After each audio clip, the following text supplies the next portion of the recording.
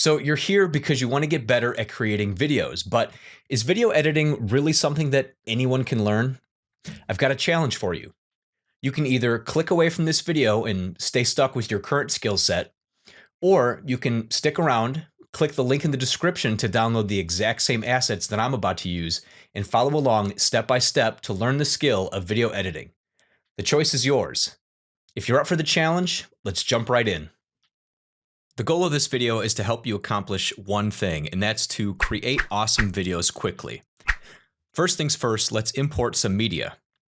Camtasia is drag and drop friendly, so you can simply import your media by dragging it directly onto the stage. You can also import media by going to your media bin, clicking the plus button, choosing import media, locating your file, and then double-clicking it. Now you'll notice that the media we dragged onto the stage is now on our timeline. The timeline is a visual representation of how our video looks over time. And by dragging this stick around, also known as the playhead, we can see what our video looks like as time progresses. Let's zoom out of our timeline so we can see our entire media clip. We're going to click this magnifying glass button on our toolbar, and that zooms out completely. Ready to make your first edit? A common edit is to chop off the heads and tails of our video. I'll show you two ways to trim. You can position the playhead toward the end of the video and place it exactly where you want to make your cut. With our clip selected, we're going to click the split button on our toolbar. You'll notice that this split our clip into two pieces. We can choose the portion that we want to get rid of, right-click it and choose delete, or select the delete key on our keyboard. Now let's trim the front of the clip with a slightly different method. Position the playhead where you want to make your cut, then hover over the front of the clip until you see the double arrow. Now click, hold, and drag the media towards the playhead until it snaps. Nice work, you've successfully trimmed your video. Now it's time to add some effects. Camtasia has many effects, but it's the cursor effects that make it stand out from other video editors and screen recorders. If you want a tutorial on how the screen recorder works in Camtasia, let me know in the comments below. For this tutorial, we're going to add a halo around our cursor with the highlight effect. First, click Cursor Effects in our navigation pane. Then, drag the highlight effect onto our footage in the timeline. We're going to expand the Properties panel by clicking this Properties button on the right-hand side, and you'll see a bunch of options that we can adjust. Underneath Highlight, we can change the opacity by moving around this slider here, and we can also change the size and softness simply by typing it in. Another cursor effect that you'll like is the cursor scale, which lets you adjust the size of the cursor so it's easier for your viewer to track along. If you want a more in-depth tutorial on cursor effects, let me know in the comments. One more cool thing about editing in Camtasia is your ability to zoom in on sections of the screen. There's a point in this video where I actually select the export menu up at the top of the screen, and I want to zoom in on that. So once I've positioned the playhead to where I want the effect to end, I'm going to go ahead and choose Animations on the navigation pane. And I can adjust this bounding box to zoom in on that portion of the screen up top. Notice what this does to the clip on the timeline. If we zoom in just a little bit by clicking this plus button, we see an arrow with start and end points showing the length of our animation.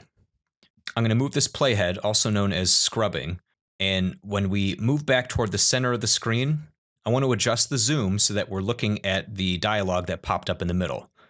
So what I can do here is simply reposition this box to center up the export dialogue in the middle of the screen. And we'll see if I scrub with the playhead here that the mouse soon follows after. If I want to adjust where this animation takes place, I can simply move this arrow down below, scrub again with the playhead, and see if that's satisfactory. And I think that should be good. If I want to go ahead and play back this animation in real time, I can position the playhead before the animation starts, and then click the play button. And that looks good as far as timing goes. I'm going to click pause. So far, so good. I'm going to hit this magnifying glass to zoom back out again. And one last effect I want to add is a fade at the end of our video. The fades are located in the transition section of our navigation pane. Under Type, make sure you've got Fades selected, and then simply drag the fade effect to the end of the clip. And we'll see this is how the fade out looks at the end of our video. Awesome work. Let's add a little bit of personal branding to our video. We're going to select our media bin, and that graphic we imported earlier, let's drag it down onto our timeline. And I want to demonstrate an important note here. We see we have two tracks. Track 1 has our screen recording video and track 2 has our logo. If I moved this screen recording video above our logo, we notice that we don't actually see the logo on the screen. And that's because the screen recording is sitting on top of the logo on our timeline, and therefore is sitting on top of our logo on the stage. If we place the screen recording below the logo on the timeline, the logo is now above our screen recording on the stage. This is an important concept to keep in mind as you're video editing. Let's drag out this graphic so it extends to the end of our video clip here. And I want to reposition this clip so it's located at the lower left-hand corner of the screen. I can simply click and drag the logo, resize it by moving one of these nodes, and that looks good there. What I could also do with this logo is change the opacity by adjusting this slider in the Properties pane. This looks great.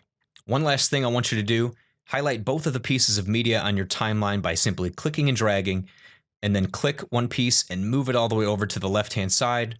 We're almost to the finish line. Now we're ready to export. Let's turn our video into an animated GIF. Select Export at the top of the screen. Choose Local File.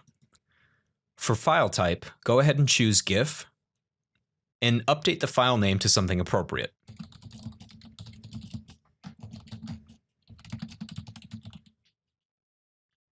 Once you choose a save location, you can go ahead and hit the export button, and Camtasia is going to export our video into an animated GIF. Once it's done exporting, click View Media to watch your brand new creation. And that's all there is to it. You are now a bona fide video editor.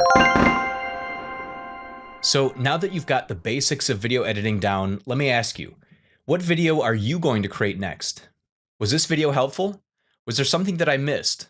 Whether there's something that you learned or something that you want to learn more about, let me know in the comments below so that I can help you make better videos with Camtasia. If this was helpful, be sure to subscribe to the channel and click the notification bell so you get notified when I publish the next video. That's it for this video. My name is Steve. Thanks for watching this Camtastic tutorial.